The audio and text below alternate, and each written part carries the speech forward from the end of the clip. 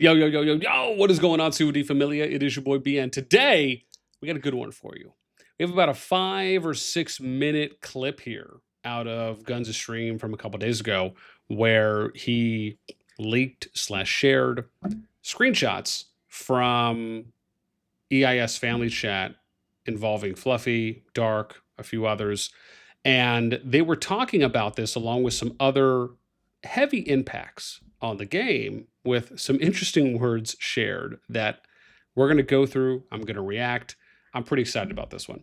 As always, if you enjoy the content, help us out. Throw us a quick on the video because it means a lot, does a lot, and helps us. Thank you. Here we go.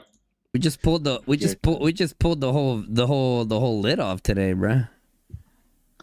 Dude, and it looked like it felt good. You were enjoying it. You know, saw your smile get bigger and bigger. Oh, bro.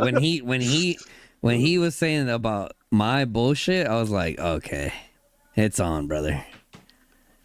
It's on. It's on. I was debating making those screenshots of video, but Now, what Gunz is talking about here is the screenshots he showed earlier where Dark essentially called him out, saying that, you know, Gunz' BS of siding with Jason when Jason had used the word trash that he had done a keyword search for when the initial team Diplo chats or team chats for their kingdoms, their allied group of kingdoms for KVK1 were shared.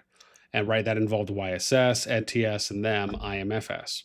And in that, Jason had used the word trash. Gunz had defended that, saying, hey, listen, that's, you know, he wasn't calling anyone as an individual trash. He was saying the situation is trash. Now, when I had reviewed this separately and I read that, that's how it read to me. It did not read as Jason calling someone trash. In that situation, it read as him saying the situation is trash. Again, happy to hear what anyone else has to say, but that was what my takeaway was. And so him saying that Dark called him out on that and how Gunz feels on Dark calling him out on that. I mean, to be fair, you know, I'm sure Dark has called me out or whomever else out on stuff. I mean, kind of just feels like that's part of the character, if you will, or just, you know, part of, I guess, what he has done in the past for some individuals. Yeah, I guess Gunz felt like, hey, man, enough is enough. I held back, but I guess I shouldn't hold back anymore. I mean, dude, the thing is, like, we all love this game, bro. You know, and it's literally ruining it, our entire experience. Why are you here if you're not gonna bring value to the game? Like, get out. Like, the rest of us actually enjoy this game. Almost. Yeah. So right here, they're not necessarily wrong here. I mean, I think part of it is that we don't necessarily know how much impact or influence Dark had with Tomato, Kingdom Come, or anyone else there, a part of either the primary decision maker in YSS for 357 or with the group of decision makers that pertain to Diplo. So we don't know that. Sure, some people can surmise, some people can assume, or say they're kind of going with a gut feeling. But the fact that at the end of the day is we don't really know how much impact, right? Because we'd have to see some screens or hear from people that were close to the situation.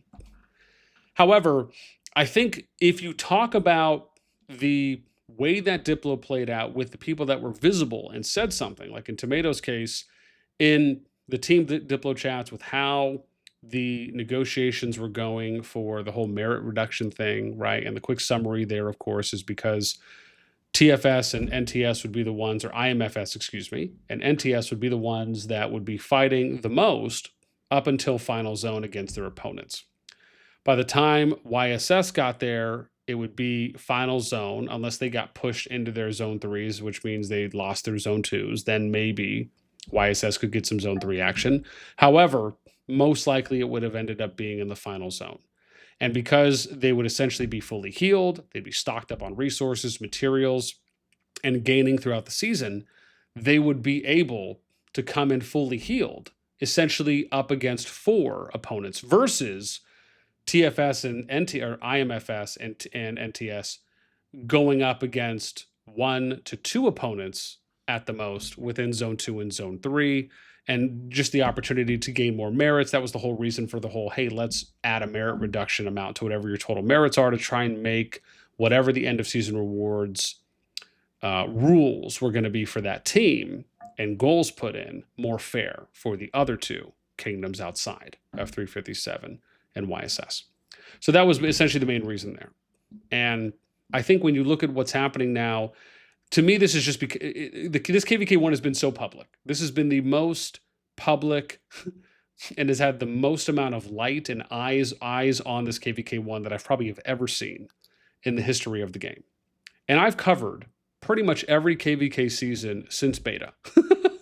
And, we track a lot of this stuff. And I've done a lot of videos on this. And because of that, with what has happened here in KVK1, the number one thing the game doesn't want to have happen, and the developers don't want to have happen, is lack of fighting. You don't want lack of PvP. You want the KVK to be filled with the most excitement, the most hype, and the most amount of PvP humanly possible. Why? Because it makes them money. And it's also just good for the game overall. It's also good for community satisfaction and engagement. It really helps. It is a win-win, arguably.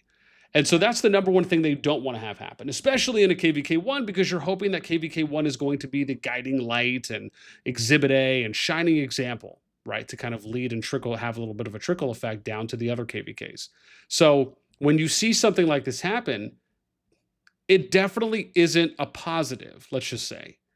And it very much can ruin not only one kingdom's experience, but it can have a snowball effect for kingdoms, alliances, and players in the KVK in and of itself. Like, I can already guarantee you, because not only have I seen this happen in other KVKs across other kingdom builders, including Khan, but also you hear about it from Gunz, and I think Fluffy says something at some point throughout the stream, and then others chime in as well, saying that, listen, man, people are already not as excited, not as hyped going into KVK1, which is already going to be a level of demotivation, which means that you're not going to see as much crazy activity. You're probably not going to see as much spending. All of these things are connected, and they all have trickle-down effects. The funny thing is how much y'all are crying on stream. Nothing's going to change the fact that YSS has high ego, and they probably go FFA no matter what. LOL. Fluffy, what do you got to comment on that? Make sure you wipe your tears off first, though. I don't care about anything about YSS. We literally had an hour and a half of fun today with NXW. Shout out to NXW. Also, shout out to IMFS for showing up. Like, we could care less. Like, whatever they want to do, like, we're not going to see them. Who cares? Like, enjoy Zone 1. That's all I can say. Almost. Yeah, and I mean, Fluffy isn't necessarily wrong here in that, it doesn't really matter at the end of the day. And now on the first part where someone had said they were going to go free for all no matter what, I actually don't think that's the case. I think that you can easily make an argument where if they agreed with no merit reduction, right, that they probably would have accepted that right away, at least for those end of season stuff. The other approach, of course, as we talked about, was I think what NTS had suggested as well from Mark, right, and he's experienced this before, is just not agreeing to anything initially. Right? Wait until to see how zone 2 plays out. Maybe revisit the conversation at the end of each zone or at the end of a certain zone. Otherwise, you really just got to come fully prepared and ready to have those kinds of end of season reward discussions. And we even talked to the Hunt R5. We talked to the MFD R5 with Gray Balls, even Abda, right, as well. And you heard from them, right? None of them have had any kind of conversations about end of season rewards at this time on their team, right? It's more of like, let's table that for a later zone. And again, that's one way to do it. It just ended up in this case not going in favor, I think, for the IMFS, NTS, and YSS team. But when it comes to caring about the situation, yeah, I mean, it's going to be what it is. But I very much think you could argue and say that they would have just agreed and everything would have been fine if that ended up happening early on. So, you're not really seeing anything there. But yeah, I don't have a comment because I don't really care. I mean, we get our fun at the end of the day. That's all that matters. I just think it's. I just find it a little funny how he's like, you guys are in here crying. It's like it's not like. I'm not crying. I'm definitely crying, but I mean not literally. I mean my main thing is like I'm more or less just like venting publicly more than anything. Like Fluffy can tell you guys, anyone in IMFS can tell you guys, like we talk about this stuff in the Discord, and it's like, bro, we're just trying to have fun and play the game, and a few bad apples are ruining the whole thing. And he's mostly ruining it for his own players. Yeah, it's mainly ruining it for YSS for sure. Bruh. Yeah, I think I see the frustration here when it comes to, like you're going into this KVK season, IMFS, especially TFS, right? They're effectively kind of back consistently, unless something massively changes, back on top, right? They're kind of primed and have set themselves up to be in KVK ones for, arguably the foreseeable future, right? Maybe if you end up getting a couple other kingdoms that, kind of get into that 30 bill range, then yeah, maybe you can make an argument kind of swapping between KVK 1 and 2. But for them to be back in KVK 1 with an opportunity to have more of a dominant showing because of the merger that took place between 40 and 225, you'd almost feel like, man, we got this merger, we're back into a key position. There's all this hype building, as there was during the pre-KVK season. And you get the groups announced, you're trying to figure out teams, matchups are decided, they're probably feeling good that it was figured out relatively quickly. And then you have this bomb drop out of left field. That just has to feel demoralizing in more ways than one. And so I get it.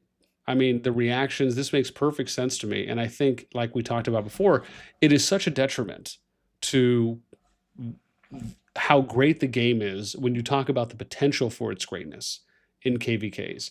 And you see things like this that you think to yourself should just not happen because it has so many overall negative effects for not only the community, the game, the developers, and just the general fun that the game can be in these KVKs.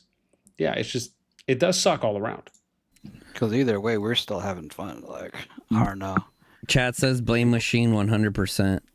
Sheesh. I mean, the thing is, they don't know NXW.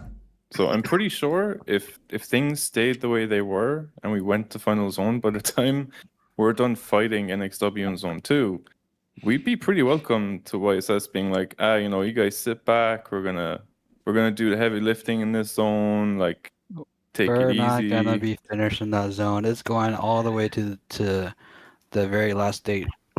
Yeah, 619. NXW will literally fight us until the Final Zone pass opens, and we're gonna have a lot of players who are gonna be like, I'm a bit tired from this game. Everyone's gonna be tired. What do you mean? I think we're gonna be tired of seeing the same names over and over. I think that's it. You know what's crazy? So this point about them fighting, this very well could happen, right? If you think about it, and NTS fighting WBA, IMFS fighting NXW, they arguably could just fight in Zone 2 all the way up until the final zone opens and then go in, effectively denying YSS, like we talked about a little earlier, any potential PvP opportunities up until the final zone. And there's actually another massive angle that I want to touch on this from. We'll probably do it in a separate video, but it very much is something I think could legitimately happen. And it is very scary to think about this. Okay, let's continue. Is the drama that is not going to end here. It's going to get even juicier, bro. I have a prediction. How? Oh, you want to know how? Let me explain. Okay. Let me take a little sip of my tea first before I tell you guys how. Oh, yeah, your tea, huh?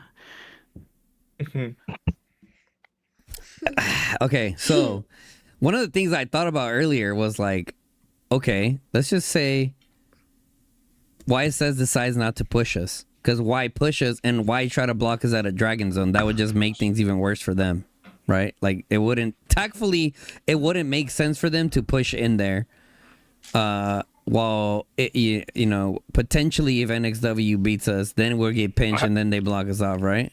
I have a comment, but I'll let you finish. Yeah, hold on. I'm not gonna cook for that long. I'm just real quick, and then you get yeah.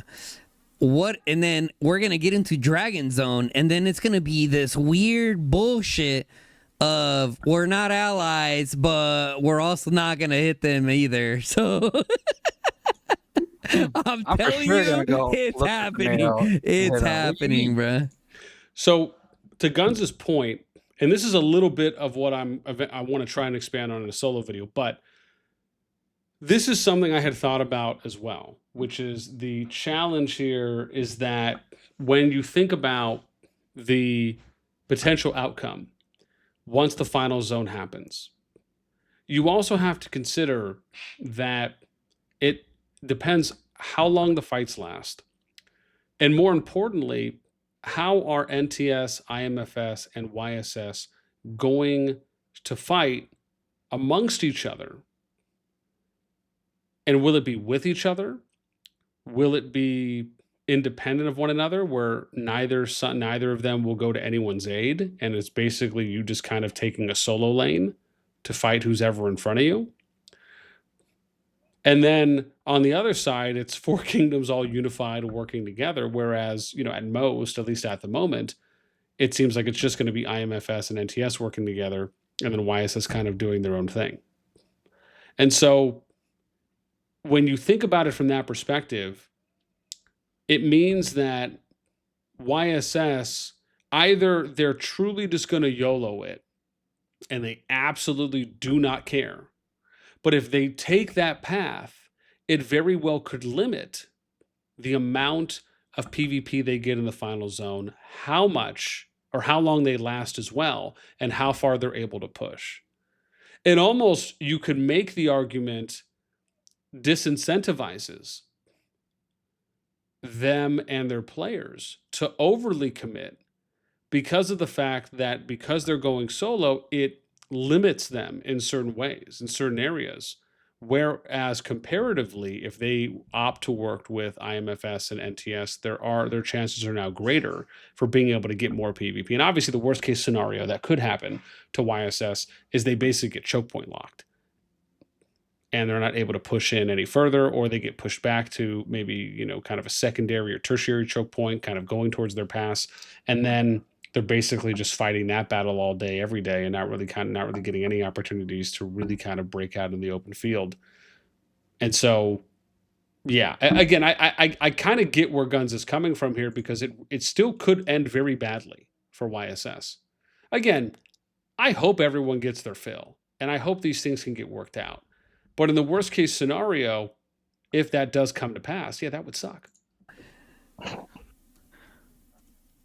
My comment is, why are they going to wait in zone 1 forever, and then the invasion pass opens and they're not going to invade us? Like, ain't no way they're just going to sit back and continue farming in zone 1. And I agree here with Fluffy. Absolutely. They're going to want to do something. They went free for all. They're going to have to invade from zone 2 to zone 3. I'm just saying, like, tactfully speaking, if you were YSS, why would you even want to try to take us out of Dragon Zone? Actually speaking, I mean, you think they're tactful people over there in leadership. I mean, the funny part is they still wouldn't even get fights. Like, what would be the point? I mean, first off, what a dig there from Fluffy. But, I mean, again, maybe aggressively harsh, but the fact is that there's a very high percentage chance with them. Now, I'll say this, there's two ways this can happen. Either they push in once the level 4 pass is open to go from zone 2 into zone 3 and invade IMFS and NTS, because that's the whole point of them saying they're going free for all, right? Or they do one first and the second one later. Because if they don't do that, then them calling free for all is a total sham. Like, you just lied to everyone and you blew up your team for nothing. So you're either full committing at this point, or you're going to get called out even more if they don't do that, because it would only make them look worse and look bad if they raise this whole stink up right? About, okay, we're not going to agree to this, even compared to trying to kind of come back to the table and negotiate further. And they opt for the free for all. They go solo, but then they don't invade TFS in their zone 3 or IMFS in their zone 3 and or NTS in their zone 3. I mean, man, talk about getting immediately chewed out, even to a greater extent. Now, if they do follow through and they invade, and this is why it's almost kind of like a lose-lose for them in a sense, right? Because they can follow through and do the invade, which follows through with them going free for all and solo. But then at that point, if they're able to zone lock IMFS or push them out of zone 3 and or push out NTS, then the KVK is immediately over at that point. So I mean, listen, for them, they'll get some final zone PvP out of that, especially if they're able to kind of go through multiple passes in the FZ. But at that point, it's what, a 1v4. And I mean, you have to assume, even if that does happen, IMFS and NTS is still going to be fighting them from the back, or pushing them from the opposite side on the flank. So it's just, but then at that point, it's like, okay, well, now YSS is arguably potentially getting attacked from multiple sides. And then it just ends up being a 1v4 in the final zone. And then it turns into a 2v4, like a depleted 2v4. It's just, I don't know. To me, it all around, it feels like a loss everywhere.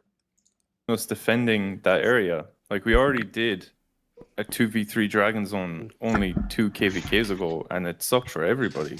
Yeah. So what, we're going to go defend our zone to go 2v3 to just build in and do nothing? And honestly, I hope we stalemate with NXW in zone 2, and we just stay there. They can invade our zone 3 and do what? Yeah. Redestroy a whole zone? Okay, have fun. Good luck. Good luck having all your members log in and destroy that whole zone. It's going to be like 200 towers in there. Good luck. Yeah, we're going to make it Enor annoying for them. Enor said, crazy how YSS was able to make the TFS NXW rivalry a love story. Holy shit. And then true, when you hate someone more than someone else, I mean, I said that earlier. It actually is, in a way, like, as a semi-joke, it is nice that YSS doing this has created some kind of commonality between NXW and IMFS. Like, for once, NXW and IMFS are in a KVK, and there's no beef between us in World Chat. Yeah, we're just having good old-fashioned fun, Imagine that. One duel at a time, apparently. Yeah. Well, listen, in my closing remarks here, because that's pretty much the end of the clip there, where there was some goodies. I mean, listen, man, I think anytime you can turn that frown upside down amongst teammates, it can or amongst kingdoms, it can always be a great thing, not only for the community, but when it comes to either healing, mending, establishing new relationships. I guess the flip side of it, or the devil's advocate side, is that it sucks that it kind of had to happen in this way. But listen, man, some good things can come out of a fire, as they say, with the ashes of being reborn and all that. So I'd love to know what you guys think on this. Do you think that it is just overall a lose for YSS, and then because of that will trickle to everyone else, and basically you can make the argument that the KVK is truly done at this point? Like, zone 3 will effectively determine, because to me, that's how it looks. To me, it looks like zone 3 is going to absolutely determine what happens in KVK 1. It's either going to be over be over, slightly not over, maybe some hope at the end of the tunnel, some light at the end of the tunnel. Like, I feel like it's only a couple of options, but the majority of them is bust.